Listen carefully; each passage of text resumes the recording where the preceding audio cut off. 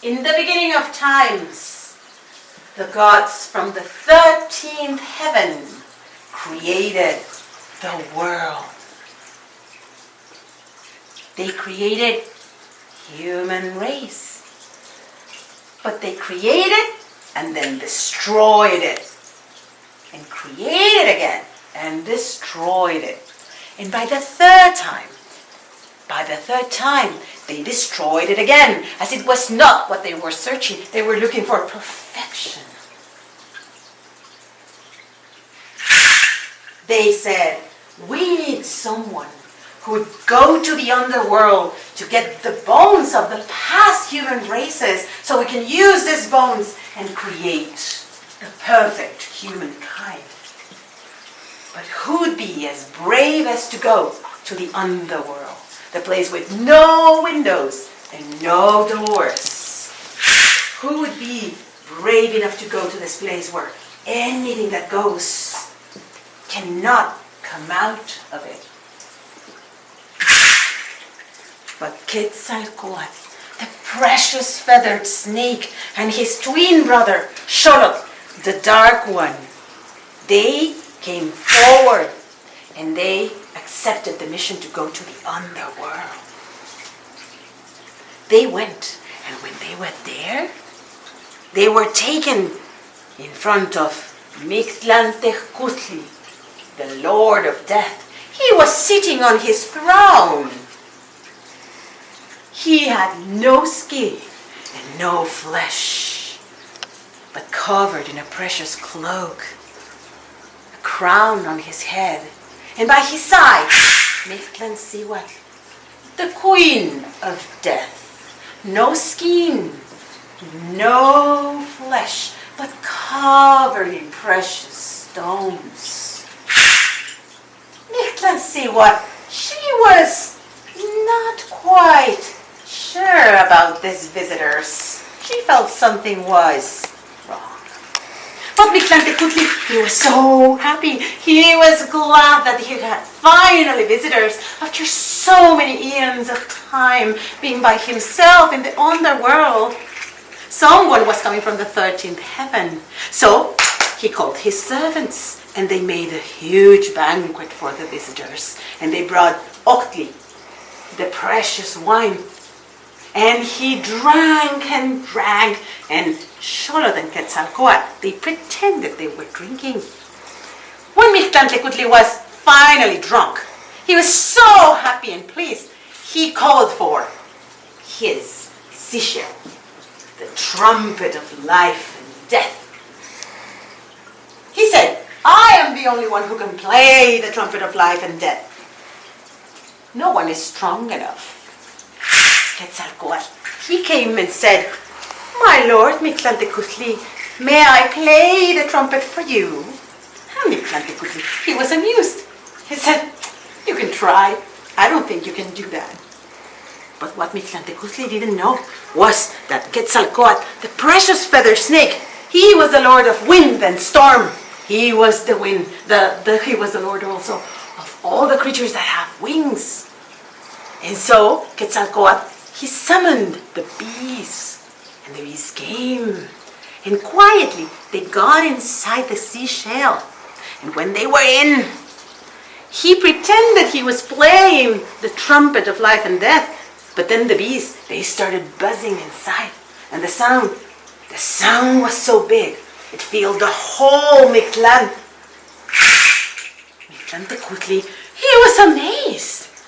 He said, for sure you are the strongest god of all of them. Tell me, what can I give to you? Quetzalcoatl said, my lord, we know you have the bones of the past human races. We would like to see them. Mictlantecutli said, yes, I know, but you know the rule. Nothing that belongs to the underworld can go to the surface ever. Of course, my lord, we will respect your rule. So, they were taken to the chamber where the bones were. And as soon as they were left alone, Mictlantecutli was away. And so Quetzalcoatl and Xolotl they took the bones. They gathered the bones for men and they placed them in a sack. They took them. And they gathered the bones of women and they placed them in a sack and they took them. And they went. But as they were living, Mictlan Seaworth, she knew what was happening. She was enraged.